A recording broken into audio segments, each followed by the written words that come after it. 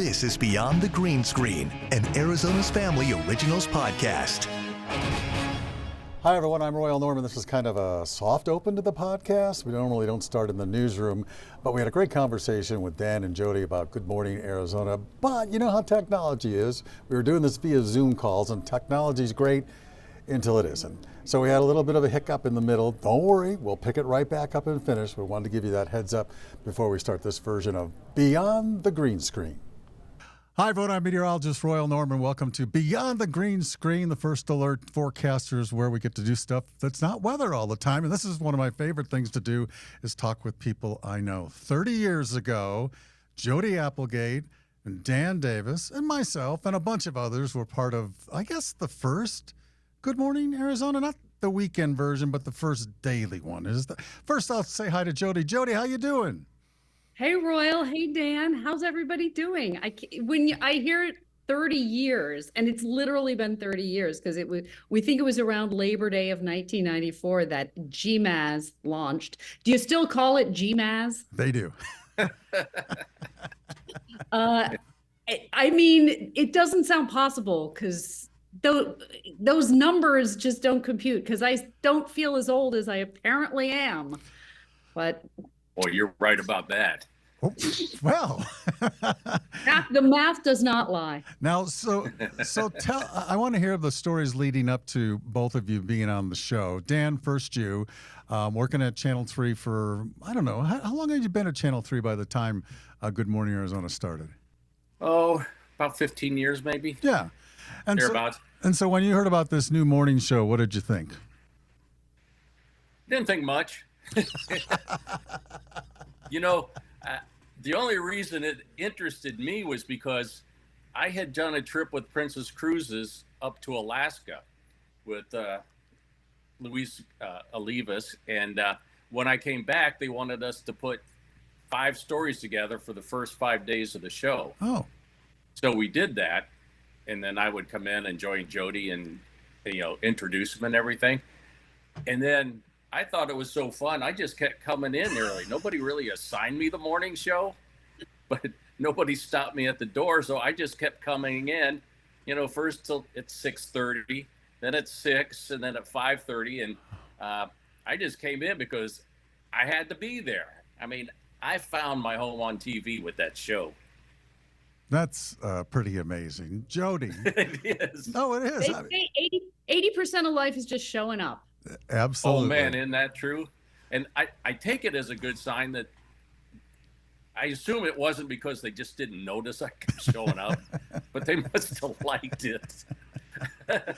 I think we all liked it a lot. Jodi, what about you, the lead up to the start of the new program? You'd been doing the weekend anchoring and some reporting and stuff at Channel 3, but did you ever expect something like this? I had been working in Reno, Nevada as the weekend anchor, and that was my first job in TV news. I was very green, and I'd only worked there for a few months, and I suddenly got this opportunity to do, was it mornings or week? I think it was originally weekends, but once I got there, the 2 guys who ran the news operation at that time, Phil and Dennis, started driving me around Phoenix in their car and sort of talking to themselves, maybe she belongs on the mornings instead. So they put me on sort of a conventional morning show, kind of a traditional local morning show that preceded Good Morning Arizona, GMA. Which is like we were GMAZ. So I did that for a couple of years. And I mean, I was sort of used to the morning schedule, which is always a big part of your life in a job like that. And it was fine. And then I remember in the summer of 94, there was like this whispering in the newsroom that something big was going to happen, but nobody told me. They kept it a secret from the talent. They only told like a minimum number of people because I think they just didn't want it getting out. So they told like one producer, Rochelle, remember her? Yes. Oh, gosh, Yeah. yes. Like us, I'm sure a salesperson knew because they had to start figuring out how to make money off the thing. And it was 2 weeks out when someone finally told me that this was happening. I was like, "You're crazy! I don't know what I'm doing here. You can't. Is this like the producers? Are you trying to fail? I mean, what?" But the set wasn't even ready. Remember, we had like a soft horse, and it was like a hazmat zone, and I had a hard hat, and they had all these like this caution tape and stuff. But so they were very good at turning a vice into a virtue, of sort of capturing that, hey, let's put on a show spirit. And I think the audience appreciated that. There was something in the air that even the viewers who didn't know all this, they sort of connected with the irreverent, refreshing tone of it as compared to the other types of morning programs they had seen. Yeah, and I think the thing with Denny and Phil, too, because remember, we had lost the network at that time, and that's why GMA was going away. And they said, we're not waiting for the network to leave us. We're leaving them now. And that's when this all sort of bundled up, it seemed like. In a week and a half or 2 weeks, we were doing the darn show. Wasn't it crazy? You know, sometimes that's the best way to do things, because you can talk yourself in and out of all sorts of stuff if you have too much time to plan. All right. So, You know, one of the interesting things was we still had ABC, right. but they just wiped Good Morning America off the map and brought us in. And like Jodi said, they like us. It was kind of amazing, wasn't it? Well, especially I watch a lot of TV, and I want to see people that are acting like they do at home. Or, well, maybe that's not good, but just people that are just kind of hanging out. Partying and But, just people being themselves and saying, weird things or meaningless things, but it's just like how everybody else acts. And so they finally connected to people instead of just readers. Yeah, I think that was part of it too. But obviously, the big part was the young woman who's sitting with us right now, because I remember, and I've said this to Jodi a million times. So, Jodi, I'm sorry, 1,000,001. But I could be bumbling something and trying to come up with something funny and trying to throw her a line or something she could work with. And it didn't matter what kind of bad line I gave her, she turned it into jewelry. It was amazing how you did that, Jodi. I don't know about that. Maybe your memory is faltering. But we worked together very well. I think there's a certain mystery to what's going to work, whether you're putting on a play or you're putting together a TV show or in a relationship. It's very hard to nail down why certain people click. And that's part of the fun of it. That's also what's scary about it. But I always felt comfortable with Royal, and he was always a genuine. And, people probably hear stories. The entertainment industry, the news industry, it's brutal. It's full of tough people a lot of them are just out for themselves, and they don't care if you look good or not. They would steal the joke for themselves. They heard you say something in rehearsal, and they steal it when it's time to do the real shows. But that never happened to me on Good Morning Arizona. It genuinely didn't. I don't know whether people in Arizona were just literally nicer people, or there was something about that station that had I was too young at that time to really fully understand context, but something inside me told me I was never going to find as good a professional situation.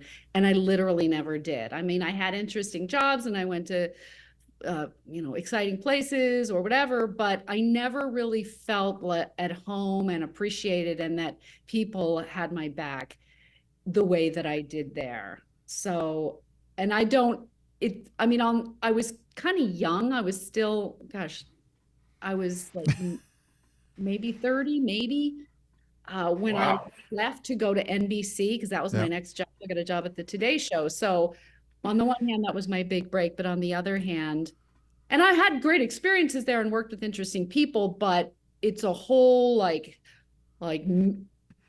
adventure you go on when you start exploring different aspects of any industry. Probably just happens to be the industry I know, but I never felt like people cared about me as in the way that they cared about me at KTVK. You know what I would always tell people? My biggest problem was I kept forgetting I was on TV and just go about my daily life. And I think that was kind of true for all of us. We weren't acting for TV. We were just like hanging out. And I think forgetting you're on TV is not a bad thing to be on TV. No, I agree with that. And Dan, you once told me, even before Good Morning Arizona, because you and I hung out a lot, you once told me, if I can make myself laugh at work, it's a good day. So it was like, I think we all sort of had that, let's just have a laugh and enjoy each other and do what we got to do. Oh my gosh. Yeah. If you can bring a smile to people's house or face, it's wonderful. And even after all these years in Phoenix, I can't even tell you, especially when I'm working at Barry's Ace Hardware, people just come in and they smile when they see you because there's some recollection. And I said, if I bring a smile to somebody's face I don't even know, I've been pretty blessed. Yeah. I will still occasionally get like a message on Instagram or something from someone saying something about the show. And I'm like, I mean, I gotta love it, I guess. It's better than a kick in the head. And I was only on the show for the first few years. It was obviously, I was irreplaceable until Terry. And suddenly I was completely replaceable, Yes. which is great. And that handoff was actually a really positive experience too. It wasn't like, oh, they brought in someone to replace her. It was, I was leaving willingly, and it was her big break. And I actually gave her all my TV anchor lady suits. Did you really? Because I thought when I got to the big time, someone would get me a whole new fancy wardrobe. Then I got to New York and realized I shouldn't have given away all those suits. But yeah, she took the ball and ran with it because she was great at it for a million years. So, and it was a real ensemble. That's the other thing. I think that's why the show endured so well through a lot of changes, is that it wasn't really about any one person. It was about the group, kind of like a surrogate family. That's kind of what morning TV is anyway. It's sort of like, this regular group of friends that's comforting every day when I have to wake up and face the world. And so it really did feel like it's a cliche that's often not true in a workplace, but it really did feel like Arizona's family to me.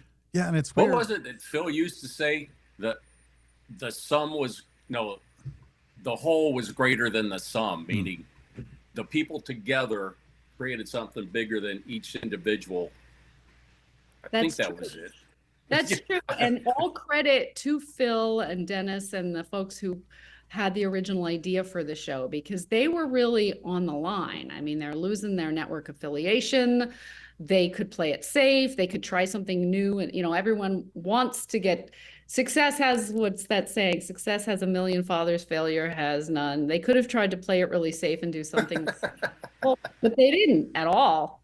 So thank you to Phil and Dennis if you're watching or listening up there. Yeah, they let us experiment a lot, which was great because that was a lot of the fun, wasn't it?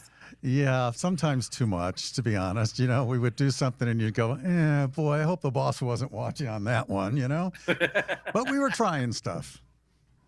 Oh, yeah. Sure. And I think audiences appreciate that up to a point.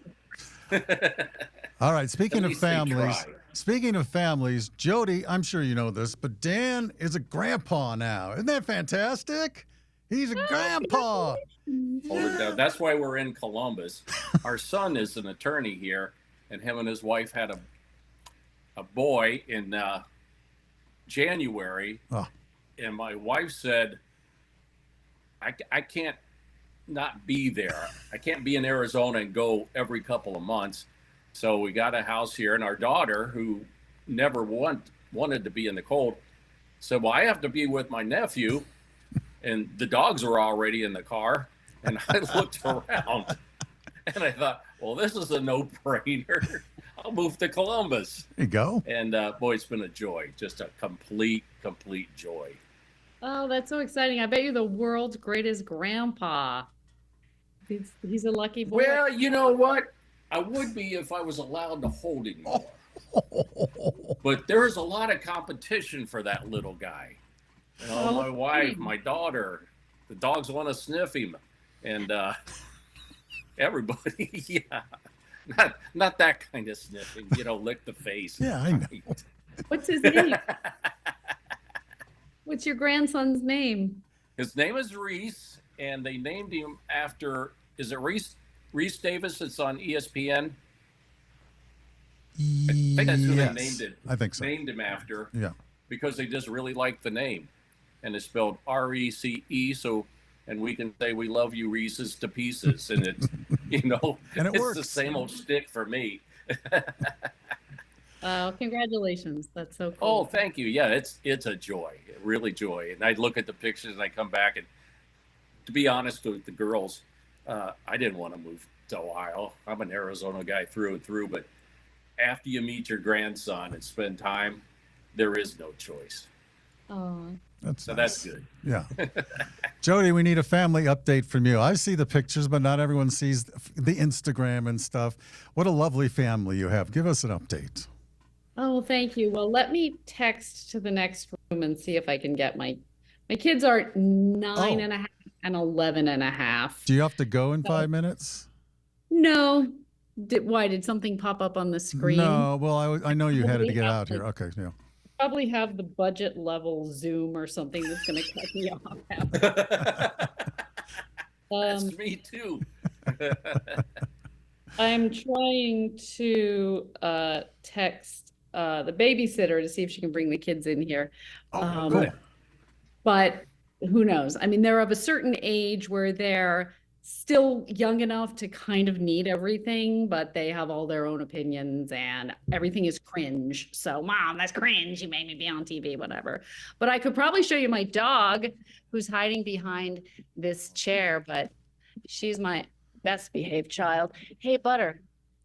Oh, she's gone too. Well, okay. So she's yeah, I have 2 kids. They are going into middle school, and my son is going into 5th grade. And my husband is a broadcaster. He works for ESPN, speaking of ESPN, and the New York Yankees. So he's very busy and traveling a lot. And he's at the stadium right now, as a matter of fact. So we are busy, but all good. Michael K. And Michael also, Yeah. sorry, Russ. That's all right. Michael also does a radio show every afternoon. He does. In fact, he's doing it right now. Butter. Oh, here comes someone. Hey, Callie, you want to say hi to the folks I used to work with a long time ago in TV? No. Oh, come on. They want to see you. Hi. Hi. Good afternoon. How are you? It's nice to see you. Callie was at day camp all day in swimming and doing zip lines and whatever else. What else did you do today? I helped little kids at Day Rock. Cool. What's Day Rock? They play instruments? Yeah, and singing. That's what I did the whole time. Oh, nice. Cool. All right. All right, so there it is, just like that, disconnected. But we reconnected, we finished up the interview, and again, it was just a fantastic time talking with Dan and Jodi, and we're going to do it again and again and again. See, this is the reality of broadcasting. This right? is it, yes. And the reality of Zoom is that we apparently have the introductory version here at Arizona's Family. So we went a little long, but we were having a lot of fun. So Dan's trying to get back on, Jodi. Who else do you have with you today? Well, here on the free trial of pay no fee until 60 days. And if you forget to cancel, my son ran out of the room just now, but you can see one. Butter, say hello. Look Say at hello. that puppy. Say hello. Is she out of focus? Nope, she's in perfect focus. Oh, okay. Very good. Buddy, want to say hi? Say hi? Oh, what do you think? Huh? Say hi to hello. She is not sure what's happening. Oh, I can hear Jodi and There's oh, Dan. look, Dan, Dan. Dan, we're recording. We're recording. Now you're going to see. well, I Now wasn't you're gonna say gonna anything see- bad. Work safe. Work safe. That was kind of weird. That was kind of But weird. anyway, How was the trip to the Matrix? And now we've lost Jodi. This is just an amazing amount of technology that we're messing around with here. Dan, we're gonna try to wrap up. Jodi might get back. I don't know what's gonna happen, but I do want to ask you this, Dan, because heck, that Good Morning Arizona thing back in the 90s was surprising and it was amazing, and it seemed like it was a little bit of lightning in a bottle for us all. It was just nuts. oh, you know what? When I look back on my career, that's when I hit stride. And I think I was at my best. I wasn't really made for a news reporter.